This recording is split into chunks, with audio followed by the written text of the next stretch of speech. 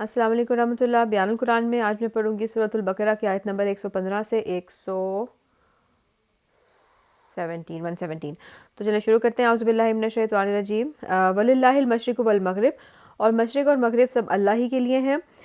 فَأَيْنَمَا تُوَلُّوا فَثَمَّ وَجْهُ اللَّهِ، بس ادھر بھی تم رخ کرو گے ادھر ہی اللہ کا رخ ہے۔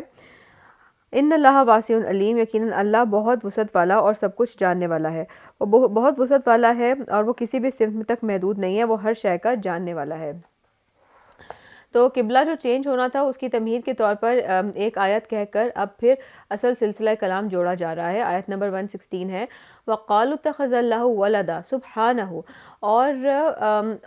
اور ان میں سے وہ بھی ہیں جن کا قول ہے کہ اللہ تعالیٰ نے کسی کو بیٹا بنایا ہے، وہ تو ان باتوں سے پاک ہے۔ ظاہر بات ہے کہ یہاں پھر اہل مکہ کی طرف اشارہ ہو رہا ہے جن کا قول یہ تھا کہ اللہ نے اپنے لیے اولاد اختیار کی ہے۔ وہ کہتے تھے کہ فرشتے اللہ کی بیٹیاں ہیں، نصارہ کہتے تھے مسیح علیہ السلام اللہ کے بیٹے ہیں، اور یہودیوں کا ایک گروہ کہتا تھا کہ حضرت عزیر علیہ السلام اللہ کے بیٹے ہیں۔ بل لہ ما فی السماوات والارض، بلکہ آسمانوں اور زمین میں جو کچھ بھی ہے اسی کی ملکیت ہے، سب مخلوق اور مملوک ہیں اور خالق اور مالک تو صرف وہی ہے۔ کل لہ قانتون، سب کے سب اسی کے مطیع اور فرما بردار ہیں۔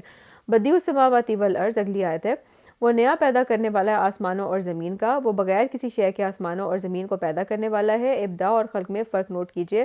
شاہ ولی اللہ دہلوی نے ہجرت البالغہ ان کی بک ہے کہ پہلے باب میں لکھا ہے کہ اللہ تعالیٰ کے افعال بنیادی طور پر 3 ہیں: ابداع، خلق اور تدبیر۔ ابداع سے مراد ہے عدم محض سے کسی چیز کو وجود میں لانا، جیسے کہ یعنی کہ کسی وداؤٹ سم تھنگ کسی چیز کو کریٹ کرنا، جبکہ خلق ایک چیز سے دوسری چیز کا بنانا ہے، جیسے اللہ تعالیٰ نے گارے سے انسان بنایا، آگ سے جنات بنایا اور نور سے فرشتے بنائے، یہ تخلیق ہے۔